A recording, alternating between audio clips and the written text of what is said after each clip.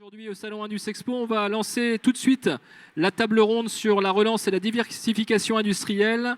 Et à cet effet, j'ai le plaisir d'accueillir sur cette scène Monsieur Mathieu Lemaire, directeur de projet industriel de l'entreprise Sompic, Monsieur Luc Bétrancourt, dirigeant de l'entreprise Bétrancourt, Madame Elvia Marcelan, directrice décarbonation et plan de relance industrie de l'entreprise Axima Group Equance, Monsieur Étienne Jossien, dirigeant de l'entreprise Mecavis, et puis, vous le connaissez, vous l'avez vu juste avant, Monsieur Fabrice Neveu, sous-préfet à la relance, avec lequel nous allons débuter tout de suite cette table ronde. Alors, j'ai des micros, on peut les désinfecter. Je vais donner tout de suite un micro à Monsieur Neveu, puisque c'est avec vous que je vais animer cette table ronde. Alors, Monsieur Neveu, vous êtes donc sous-préfet à la relance auprès du préfet de la Somme, et votre rôle consiste donc à mettre en œuvre les mesures liées au plan de relance, si je ne m'abuse. Alors, un plan de relance qui a été décidé par le gouvernement en septembre 2020. Ma première question, monsieur le sous-préfet, est-ce que vous pouvez nous présenter en préambule de cette table ronde le plan de relance ainsi que ses dispositifs ? Alors, le plan de relance, effectivement, a été mis en place en septembre 2020, au moment où on ne savait pas que la crise allait se poursuivre et perdurer. Donc, du coup, sur les premiers mois, finalement, où le plan de relance a été mis en œuvre, vous avez eu la poursuite de tout l'accompagnement des mesures de soutien à l'économie qui se sont enchaînées. À un point tel, à un niveau, je vais donner juste un chiffre, à l'heure d'aujourd'hui, on en arrive à plus d'1,1 milliard d'aide, de soutien de l'État à l'économie et pour la relance dans le département de la Somme, ce qui est un montant, je veux dire, quand on a dépassé le milliard d'euros de soutien dans le département, c'était un chiffre symbolique. Voilà, ça montre l'ampleur effectivement de l'accompagnement. Alors, pour en revenir au secteur de l'aéronautique, puisque c'est ce sujet qui nous préoccupe aujourd'hui, notre raison d'être, je pense que c'est important de revenir, de souligner un peu tout l'accompagnement, la mobilisation de l'État avec le grand plan de soutien à l'aéronautique qui a été mis en place à compter de l'été 2020, notamment qui a été annoncé publiquement le 9 juin.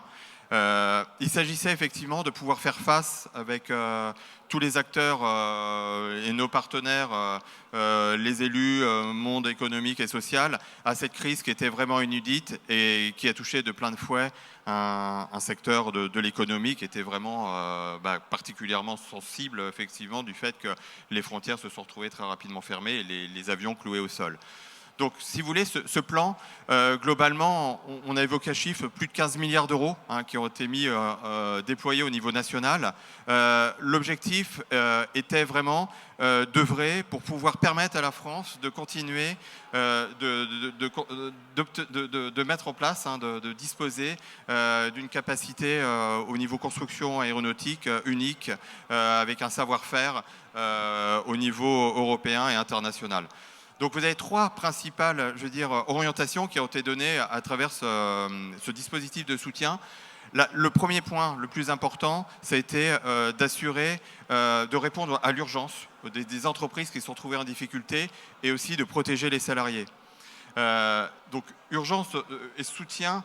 Il faut rappeler aussi quelques chiffres. Je pense qu'au niveau national, je pense que vous le savez déjà, mais je ne sais pas si tous les participants ici ont ces données. Le secteur de l'aéronautique comprend 1300 entreprises et 330 000 salariés. Donc c'est vrai que ce n'est pas rien. Au niveau de la région des Hauts-de-France, on en est à 160 entreprises et 10 000 salariés. C'est un chiffre important. Et dans la Somme, il faut savoir que dans l'ex-Picardie, vous avez quasiment presque plus d'un quart effectivement des salariés qui sont situés dans l'ex-Picardie.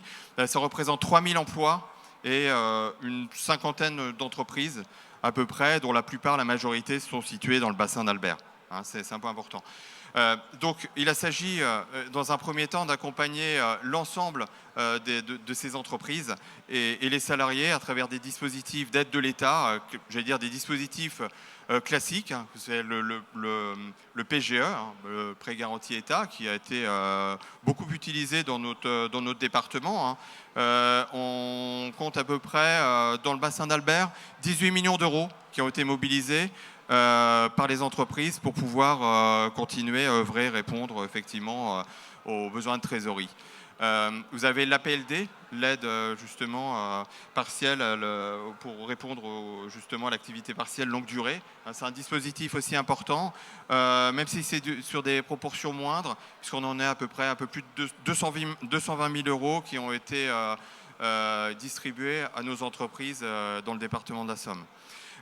Il faut aussi citer tout ce qui concerne les garanties à l'export, puisque vous avez un certain nombre de commandes qui ont été lancées et pour lesquelles il fallait assurer justement tout un dispositif d'assurance.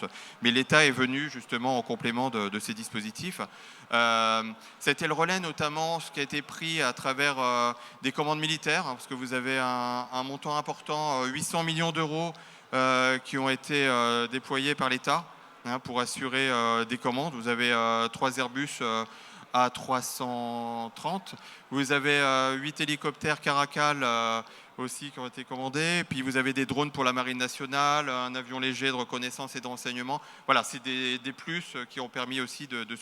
Vous avez aussi, je pense que c'est un point important dans cette partie-là, c'est les 7 millions d'euros qui ont permis aussi à Airbus de pouvoir continuer à honorer les commandes, parce que vous aviez des commandes une soixantaine d'Airbus A320 qui étaient en cours aussi. Vous aviez une trentaine d'A380.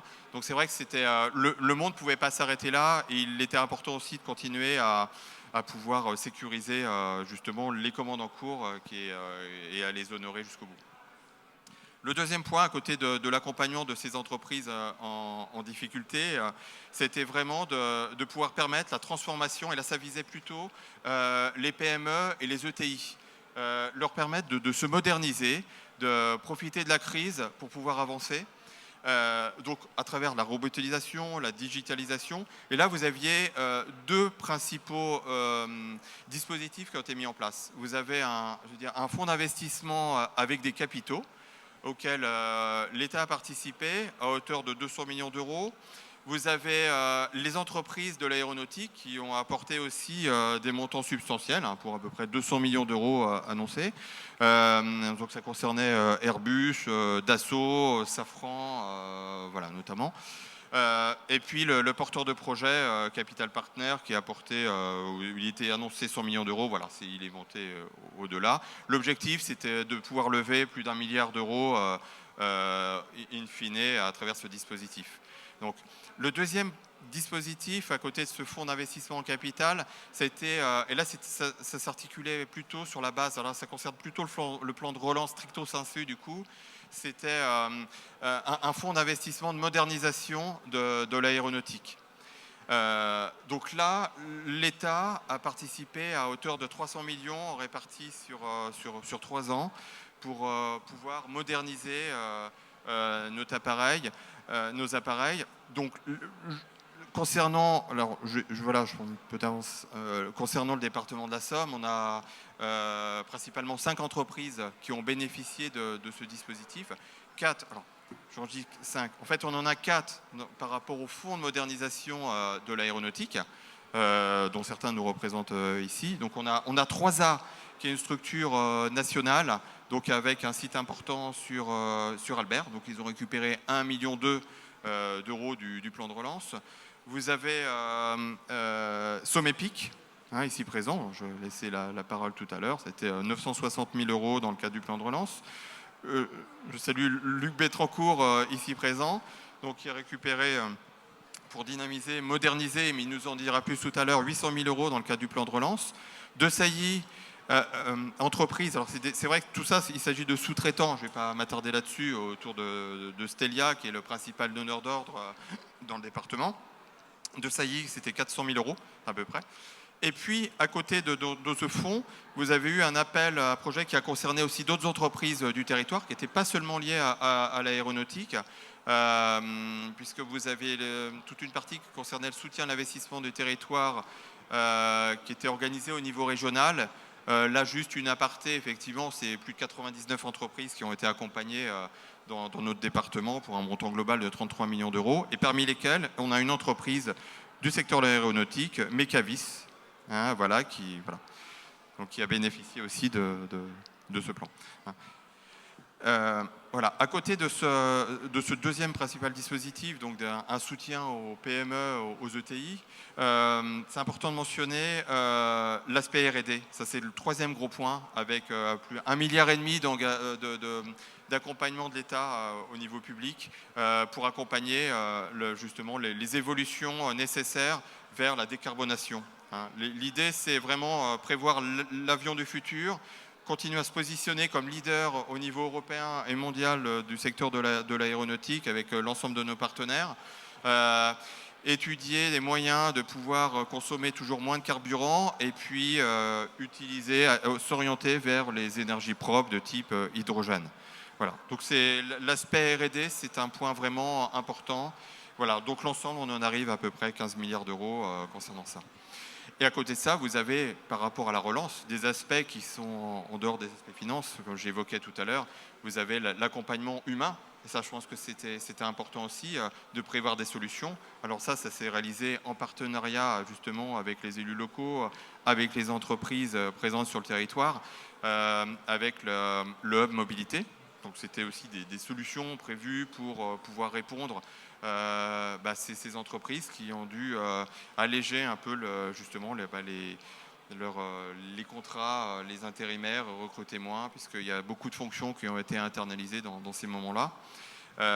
Et puis, alors, on peut en dire un mot. Vous avez aussi l'accompagnement de la société Ernst & Young, qui continue son travail d'ailleurs sur plusieurs axes, justement, qui a aidé beaucoup les entreprises. Bon, je pense que peut-être qu'on pourra avoir des témoignages tout à l'heure. Les entreprises qui ont voulu, qui ont souhaité, qui ont répondu aux aides, aux appels à projets dans le cadre des aides de l'État annoncées. Donc voilà, c'était un appui vraiment technique. Vous avez aussi un autre aspect de l'accompagnement de cette société à travers toute une réflexion menée sur l'attractivité, l'innovation, une étude menée sur les compétences aussi du territoire. L'idée, c'était vraiment de valoriser et puis de réfléchir quelle énergie on pouvait continuer à mobiliser pour pouvoir valoriser tout le savoir-faire de notre territoire. Voilà. J'insiste aussi, parce que monsieur le maire d'Albert était présent là tout à l'heure, c'était le lycée Potès qui constitue un vivier très important aussi au niveau des ressources humaines dans le domaine de l'aéronautique pour nos entreprises. Donc voilà, tout ça c'est un ensemble finalement. On a vraiment tout un écosystème, si je puis dire, qui s'est organisé. Et le plan de relance, voilà, s'est efforcé vraiment d'accompagner tout ce secteur de l'aéronautique en visant la compétitivité, d'une part. On est vraiment sur les trois axes du plan de relance.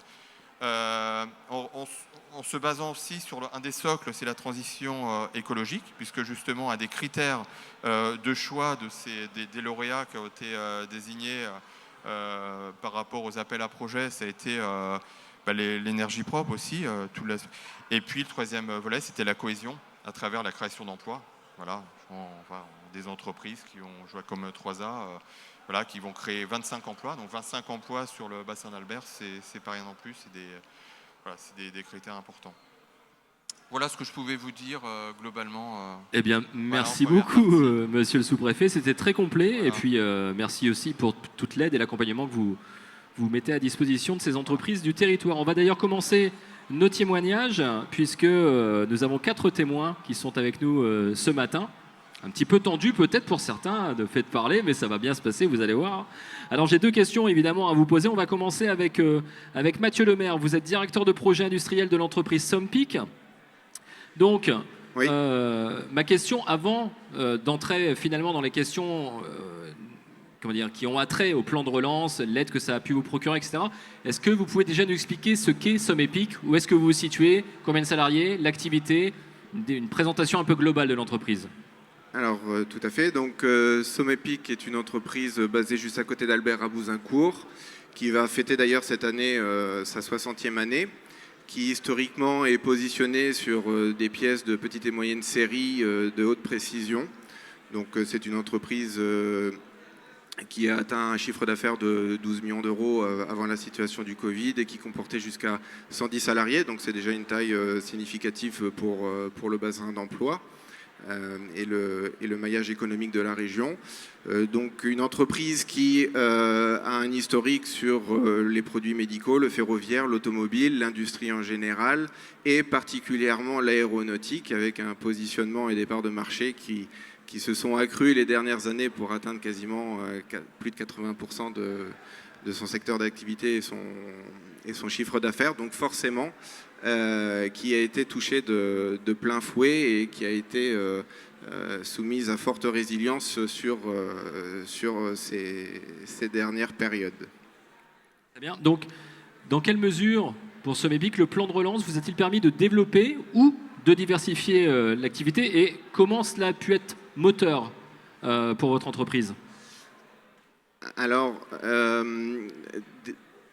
déjà pour présenter le contexte et l'arrivée de la mission qui m'a été présentée. Donc, moi, j'interviens au sein de Somepic en tant qu'ingénieur industriel. J'ai été mandaté pour prendre en charge la direction des projets industriels et notamment aussi la direction des opérations qui va déployer ces projets. Donc j'ai été convié à accompagner Somepic justement dans le cadre du plan de relance depuis le début avec le montage du dossier de financement et le montage du dossier technique. Donc la stratégie de Somepic confirmée à la suite d'un audit a été donc de renforcer son agilité, sa performance et son innovation auprès du marché. Donc avec un axe fort de diversification, évidemment, non pas conjoncturel uniquement, mais structurel en déployant des nouveaux marchés. Et donc l'arrivée du plan de relance, c'est un véritable plan Marshall pour les entreprises telles que Somepic, et donc qui permettent de donner de la perspective, notamment sur sa vision sur 3 ans, de donner du souffle, donner de la visibilité et surtout donner de temps de s'installer dans cette stratégie et dans ce déploiement de cette stratégie alors que le périmètre économique et commercial est vraiment en blackout total. Donc je dirais que le plan de relance ça a permis de donner donc du temps, de continuer à se projeter, de construire l'ensemble des projets. Donc le dépôt de dossier de l'appel en projet, il avait 3 axes, particulièrement chez Somepic. Donc le premier axe, ça a été l'axe de la productivité, pour répondre au sujet de productique et de performance industrielle. Le deuxième axe, c'était un axe de digitalisation, qui est d'ailleurs combiné avec le sujet de productique. Et le dernier axe, ça a été vraiment de recapitaliser le savoir-faire en interne, avec notamment les problématiques qu'on discutait tout à l'heure sur les ressources, les compétences métiers, les hommes avant tout, les hommes du territoire, et donc d'avoir un projet long terme avec une formation du personnel sur ces sujets-là. Donc au niveau du plan de relance, ça nous a permis d'avoir de la visibilité. Ça nous a permis donc de répondre à un budget d'investissement. Il est évident que l'accompagnement des partenaires financiers, des banques, serait d'autant plus difficile s'il n'y avait pas ce soutien au niveau du plan de relance. Donc c'est c'est un montage économique gagnant-gagnant pour la région, pour les partenaires financiers et évidemment pour le tissu industriel local. Donc très clairement, le plan de relance, qu'est-ce qu'on a fait qu'est-ce qu'on est en train de faire de l'argent de l'État? Aujourd'hui, donc, on est sur des axes de productique avec un investissement d'une nouvelle machine-outil qui va arriver début de janvier. Tout l'axe productique et automatisation avec des partenaires en cobotique industrielle et des axes de développement d'opérateurs augmentés. Donc le but, c'est d'être plus agile, plus réactif, de capitaliser nos savoir-faire, de donner le pouvoir à nos opérateurs et à nos compétences internes. Donc on les équipe de matériel du 21e siècle, du futur industriel. Donc on les projette et on les accompagne dans ce projet-là.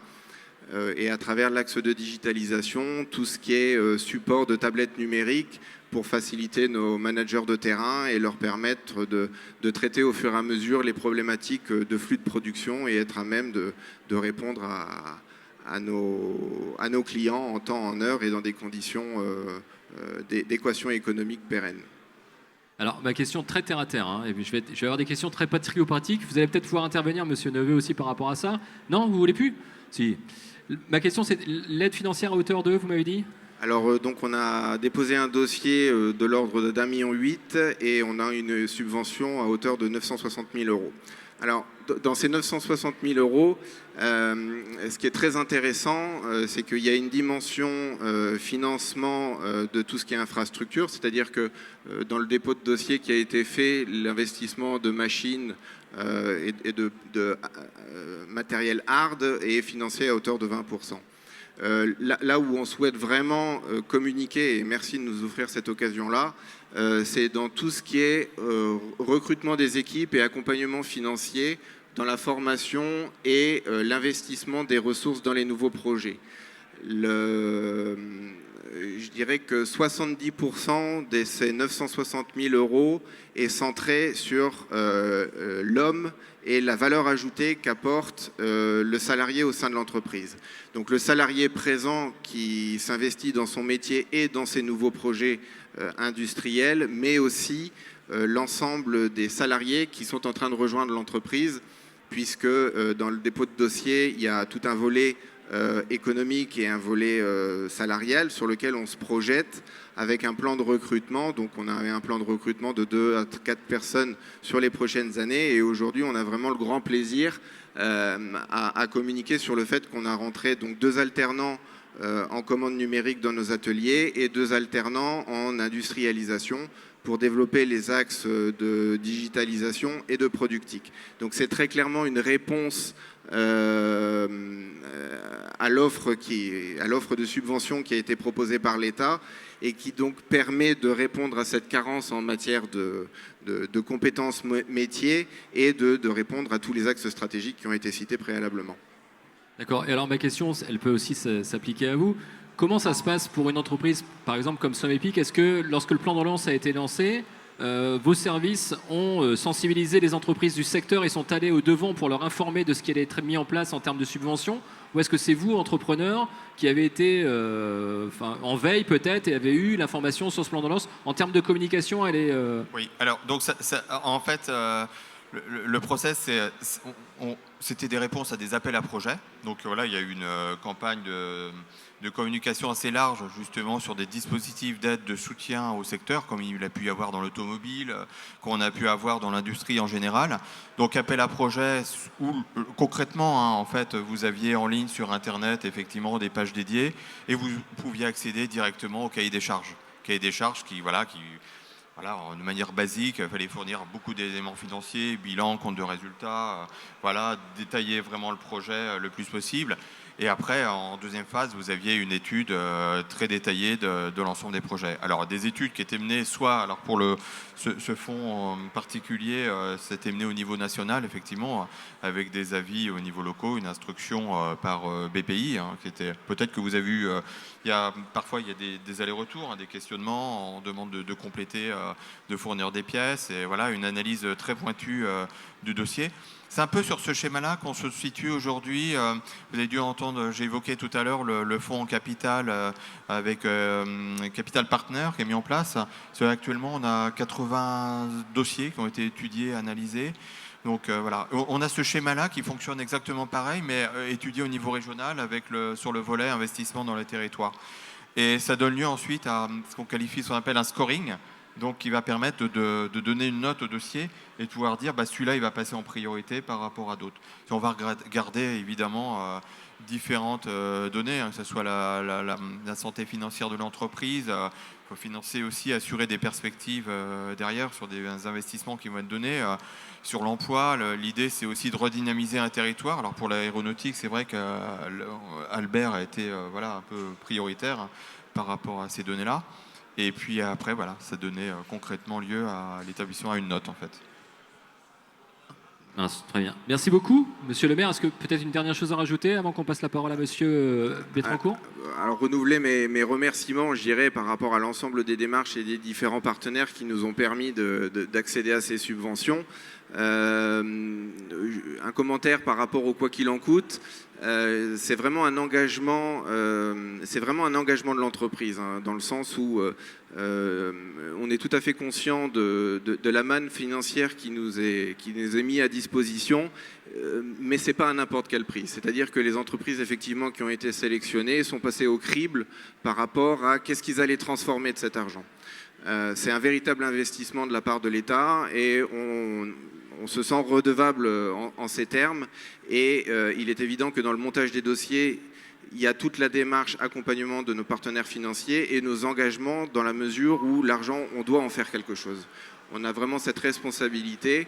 Et à titre personnel, en tant qu'amoureux du secteur industriel et particulièrement dans les Hauts-de-France, c'est vraiment un scénario gagnant-gagnant que l'on fait avec le maillage du territoire, de dire voilà, il y a autant qui est mis sur la table, voilà ce qu'on prétend apporter au niveau du territoire en termes de création de richesse, création de valeur, création d'emplois et réancrer un certain nombre de savoir-faire dans notre territoire. Ouais, je vais juste compléter, effectivement, en insistant sur ce point, il s'agit d'aide de l'État, donc c'est de l'argent public, et donc il y a des engagements, effectivement, qui doivent être respectés, effectivement.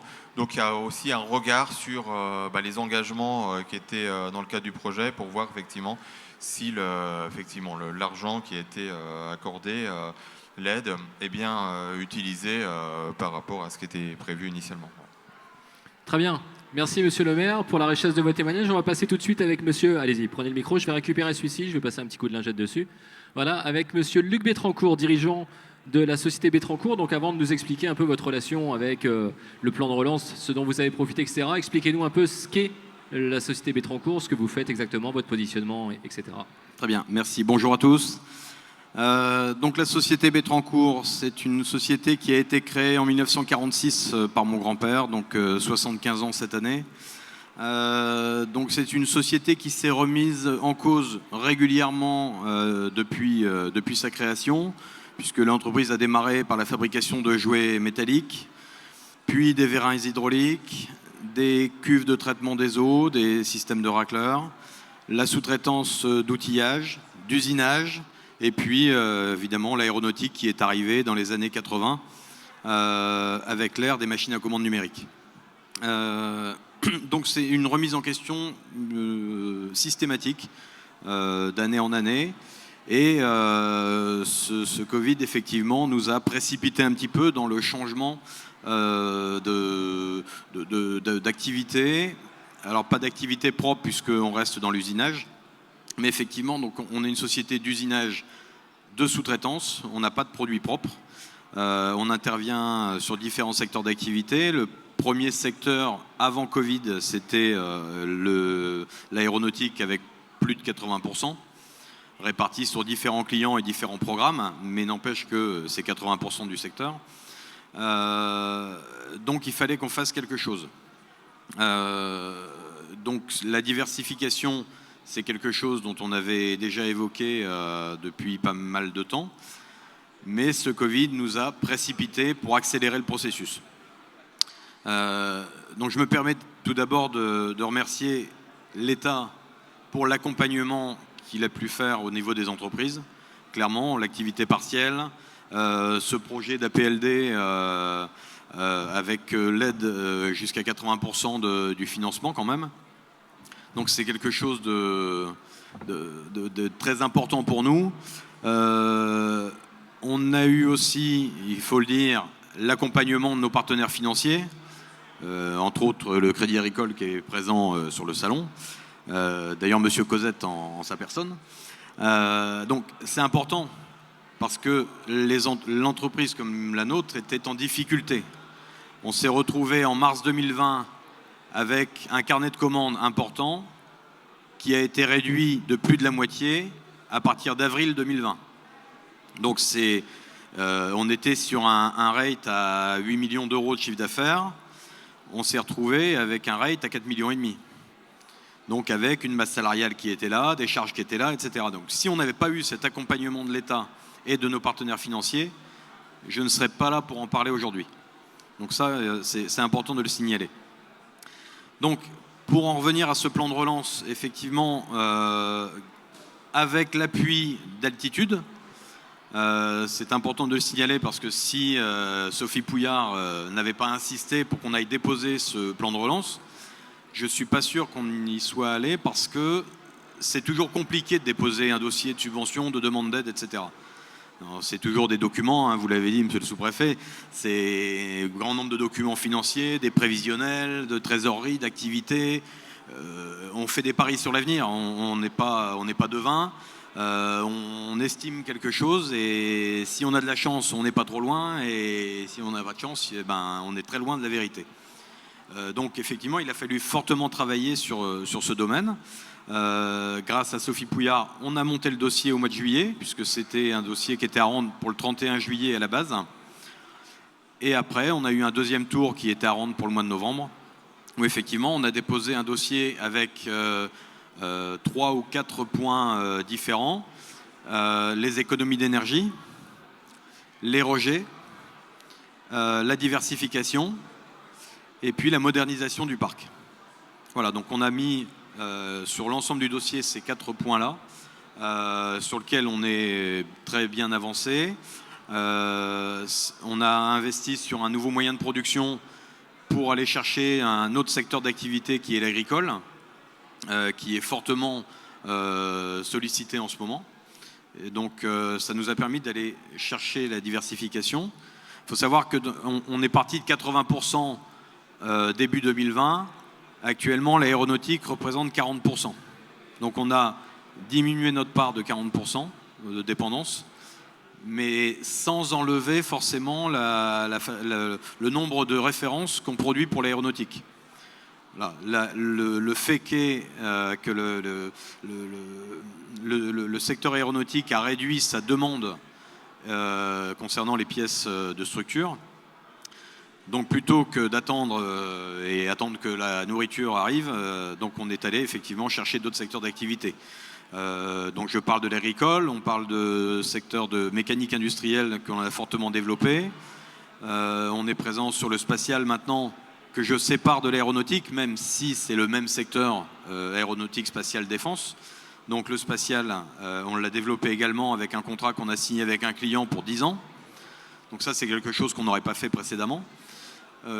Et on a également développé fortement la défense. Donc vous parliez tout à l'heure effectivement des véhicules qui ont été commandés par la France. Effectivement, le programme Scorpion avec les Griffons et Serval et autres, qui a été accéléré par l'État auprès des fabricants comme Nexter ou Arcus, nous ont permis de nous positionner sur ces marchés-là. Ce qu'on n'aurait peut-être pas fait précédemment, étant fortement chargé par l'aéronautique. Donc on a bon nombre de secteurs d'activité qu'on a développés. L'objectif, il est clair, c'est qu'on a subi un grave traumatisme en devant licencier une dizaine de personnes dans l'entreprise, ce qui était la première depuis 1946. Jamais nous n'avions licencié quelqu'un, du moins de point de vue économique. Donc on ne veut plus du tout revivre ce traumatisme. Donc l'objectif, il est clair, c'est de pouvoir donner du travail aux personnes qui sont dans l'entreprise et de recruter pour revenir à un niveau que nous étions avant dans cette entreprise. Voilà. Ouais, alors c'est la question que j'allais vous poser, mais vous y avez répondu. Donc on a compris évidemment l'aide de l'État qui a été prépondérante. J'allais vous poser la question sur l'état de santé aujourd'hui de l'entreprise. Vous m'avez parlé des 10 salariés dont vous avez dû vous séparer, mais l'objectif est vraiment d'aller rechercher de l'emploi et de regonfler les effectifs. Aujourd'hui, après cette période très compliquée, on a bien compris tous les éléments de diversification. Comment vous vous sentez aujourd'hui dans votre activité avec tous ces éléments qui se sont passés? Est-ce que c'est la relance, on y est vraiment au sens propre du terme? Est-ce qu'on est en train de repartir avec un vrai élan? Ou est-ce que ça met encore un peu de temps? Alors, il y a deux aspects. Hein. Effectivement, au niveau du carnet de commandes, on sent que le carnet de commandes se regonfle. On a un souci, effectivement, de recrutement de certains profils qu'on a du mal à trouver sur la région.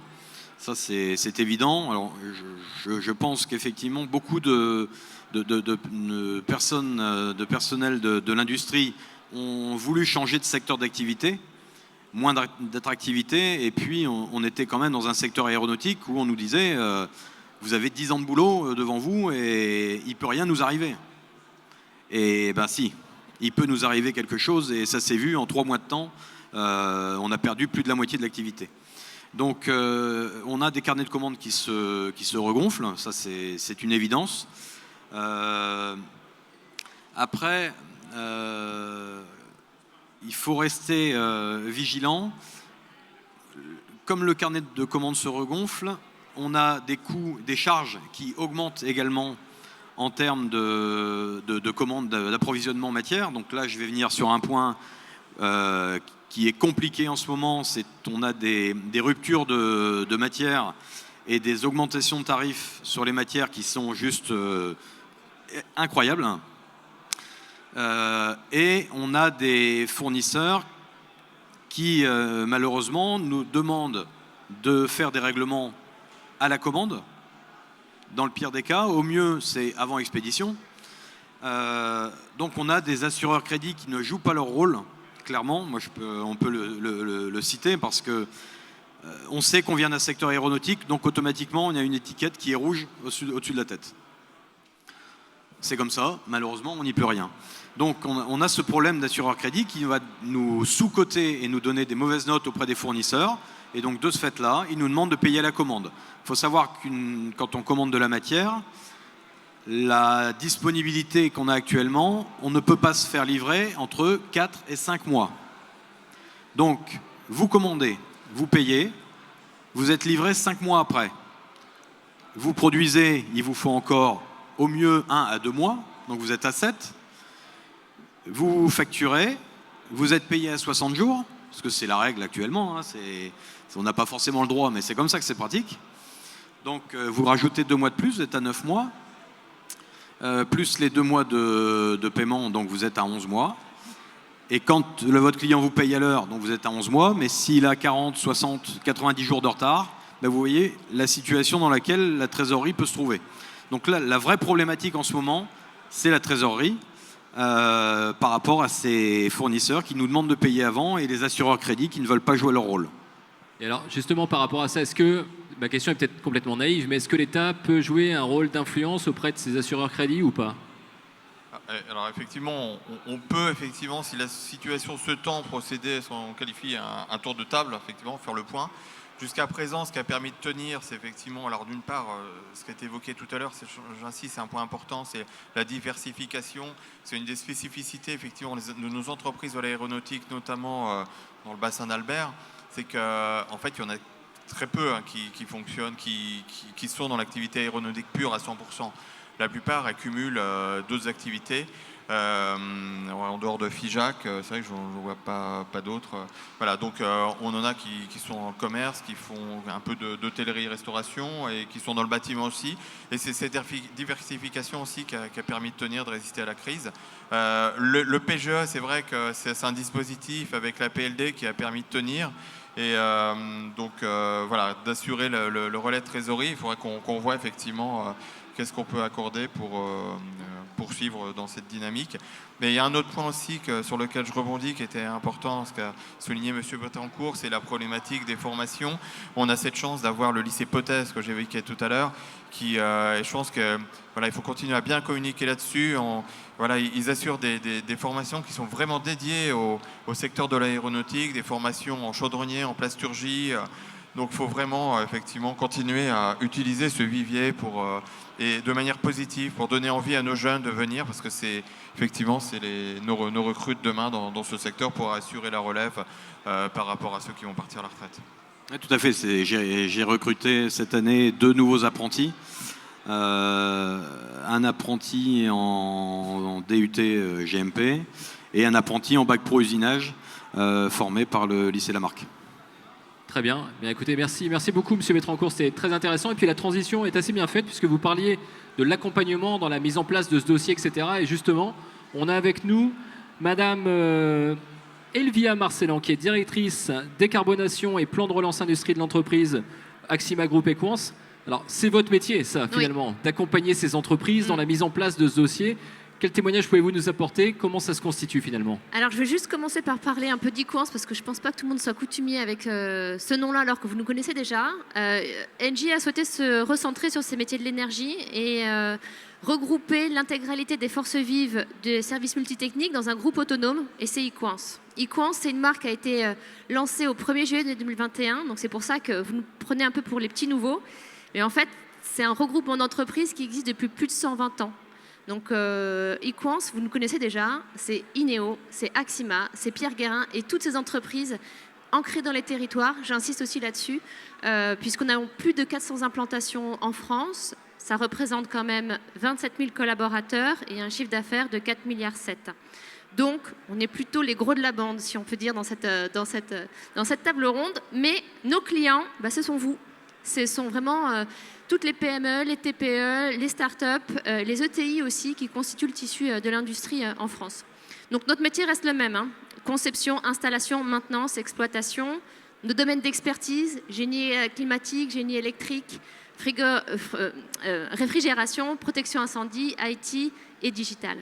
Ce qui nous anime et ce qui nous regroupe, c'est vraiment aborder 3 enjeux fondamentaux pour notre société: la transition énergétique, la transition industrielle et la transition numérique des territoires. On l'a vu dans nos différents témoignages que c'est des éléments qu'il faut coupler pour arriver pour avoir une industrie qui soit forte, résiliente et durable. Donc effectivement, chez Equance France, nous, on a fait le choix de dédier une équipe que j'ai la joie de diriger pour accompagner nos clients dans cette transition énergétique et la rendre réelle. C'est-à-dire réelle, ça veut dire quoi? Proposer des solutions fiables d'un point de vue technique, c'est pour nous une condition sine qua non, rentable d'un point de vue économique et performante d'un point de vue environnemental. Donc on va proposer, vous parlez tout à l'heure d'efficacité énergétique, aujourd'hui avec l'augmentation du tarif de l'électricité et du gaz, c'est pas juste une imagination, c'est tous les jours. Hein. L'OPEX, les budgets de fonctionnement, c'est une préoccupation qui nous anime, nous également. Et comme on propose des solutions d'efficacité énergétique, de production, de récupération d'énergie fatale, etc., on porte aussi, pour améliorer la rentabilité, des éléments de financement, des certificats d'économie d'énergie, des subventions, dont les subventions du plan de relance et de l'investissement propre.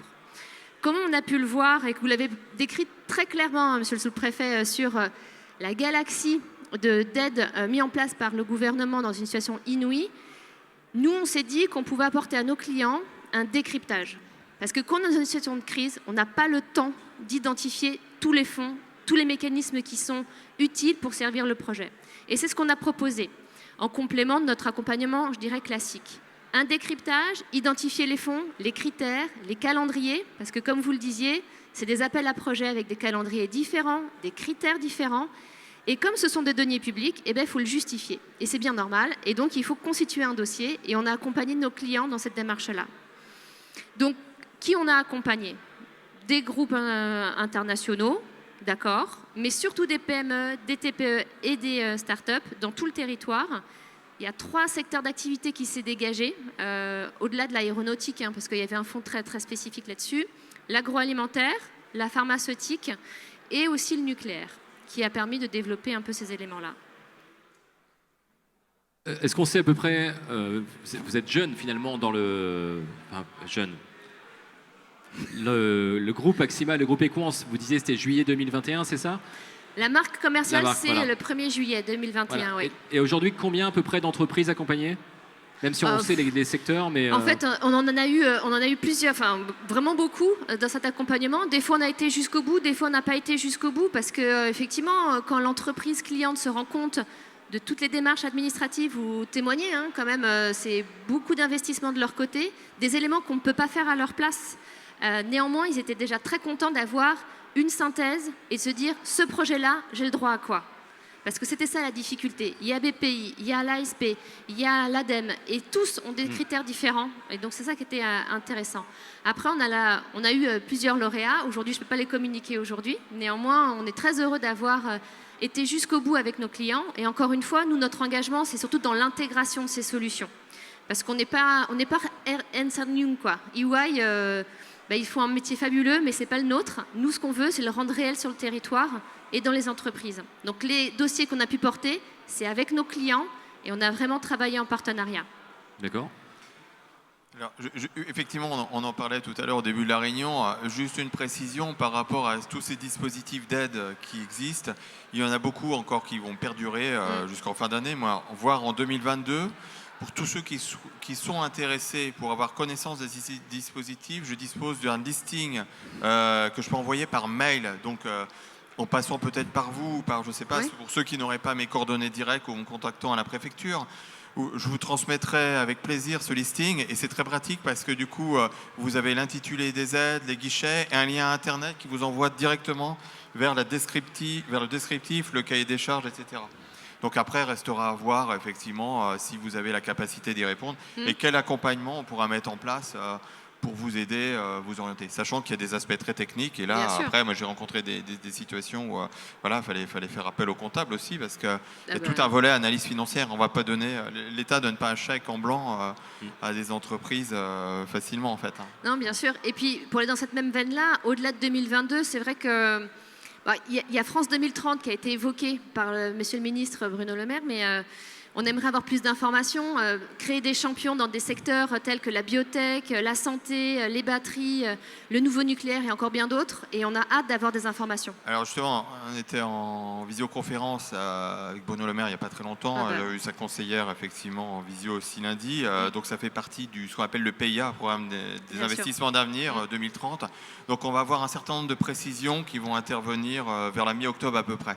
Donc c'est vrai que ça dépasse le champ du plan de relance, strictement sensu, mais en même temps c'est fondamental parce qu'il s'agit vraiment de miser, capitaliser sur ces investissements pour l'avenir, pour être plus compétitif, plus performant en respectant tous les objectifs de transition écologique notamment.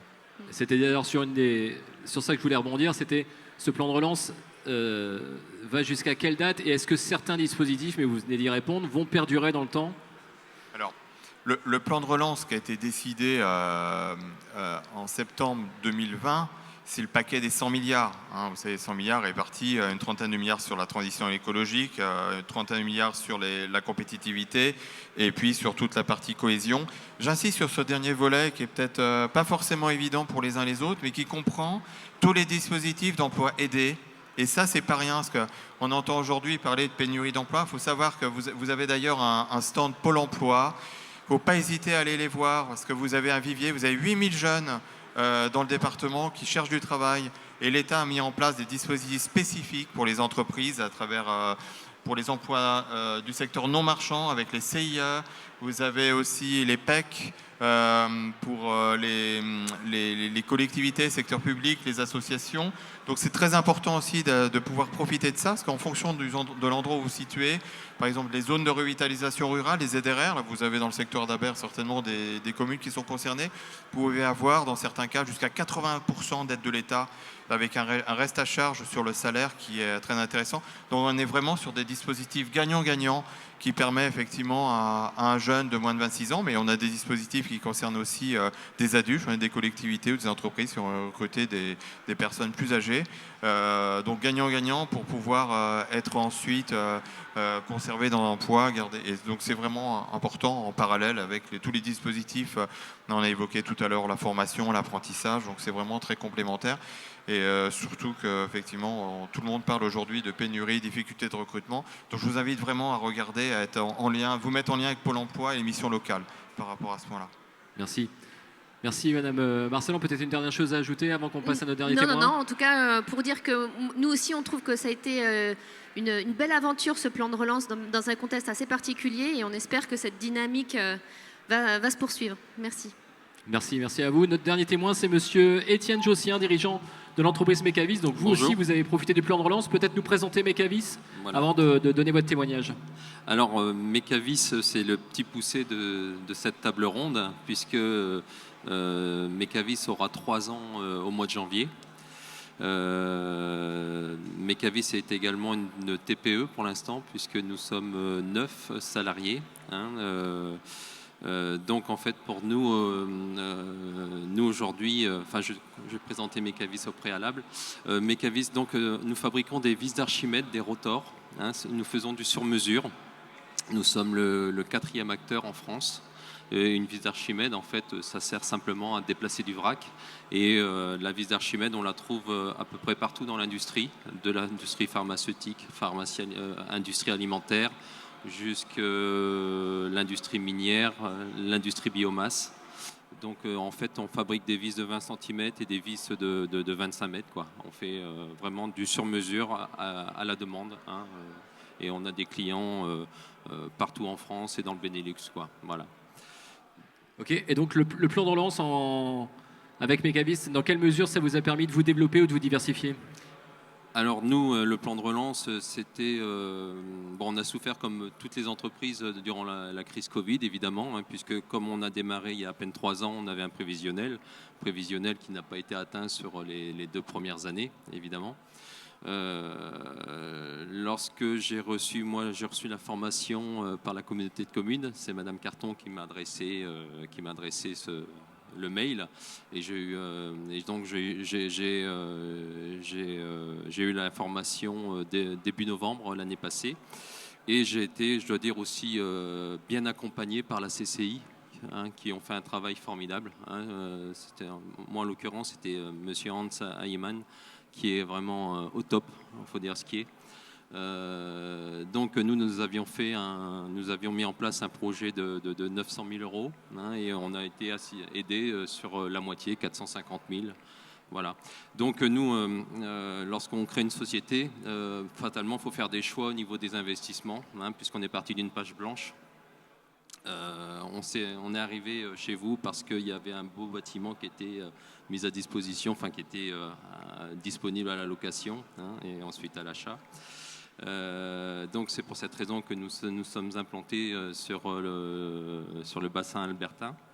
Et en fait, pour nous, le plan de relance, c'est vraiment une opportunité inespérée, puisque les machines qu'on pensait pouvoir acquérir d'ici 5 à 7 ans, on va pouvoir les acheter aujourd'hui, quoi, puisqu'elles sont commandées. Hein, c'est-à-dire que nous, avec cet argent, on a pu investir dans un robot pour la fabrication des spires. Les spires, en fait, ce sont les hélices que l'on soude autour des tubes pour fabriquer les vis. Et ça, vraiment, ça va vraiment être un tremplin, une impulsion énorme pour le développement, puisqu'on va pouvoir de ce fait maîtriser la production de nos vis d'une façon de A à Z, en fait. Et nous, c'est important en termes de positionnement économique et d'approvisionnement, et aussi sur un plan économique au niveau de la restauration de nos marges, quoi. Voilà. On va pouvoir jouer à armes égales avec nos concurrents, et ça, c'est très important pour notre développement, hein. Donc aujourd'hui, je pense qu'on aura nos machines ici en début d'année, et nous sommes justement en train de voir en phase de recrutement, justement pour faire face à ce développement, en fait, hein. Voilà. Très bien, merci beaucoup. Alors ce qui est intéressant, on va conclure par rapport à cette table ronde, finalement, c'est qu'on se rend compte que ce plan de relance profite aussi bien à de très grands groupes qu'à des petites entreprises qui viennent de se créer, qu'à des entreprises qui ont déjà pignon sur rue, et puis des entreprises familiales. Donc c'est vraiment l'aide de l'État et dans sa générosité, mais d'un point de vue global. Et puis moi, j'avais une dernière question, parce qu'on en a parlé tout à l'heure. Vous avez peut-être aussi, quel est le rôle du gendarme? Parce qu'on finance, on donne des aides, mais comment justifie-t-on de ce qu'on a demandé? Est-ce qu'à la fin, il y a peut-être un contrôle qui est effectué, et à quelles incidences, finalement, ces entreprises qui ont peut-être bénéficié d'aides et qui ne les ont pas respectées dans le développement, dans la diversification, vous voyez ce que je veux dire? C'est une question intéressante, parce que d'ailleurs c'est une des premières questions que je me suis posée, que j'ai cherché à savoir aussi en prenant les fonctions. Donc effectivement, les aides sont distribuées par étapes. On ne donne pas tout le paquet en même temps, effectivement, et c'est conditionné. Il y a une étude, il y a un suivi vraiment très précis, effectivement, des engagements que j'évoquais tout à l'heure par rapport à ça. Hein, donc voilà, c'est pas l'aspect gendarme, mais en même temps, voilà, c'est un contrôle. Il s'agit d'argent public. Et donc voilà, on ne veut pas non plus que ça soit détourné. On réclame, on est vigilant, et c'est un point effectivement d'attachement, un sujet qui revient souvent dans les débats, c'est demande de transparence finalement sur tous ces aspects. Hein, voilà. Donc voilà, on a différents profils d'entreprises qui ont bénéficié de ces aides. Mais voilà, on tient aussi à être vigilant sur l'utilisation de ces fonds. C'est très important.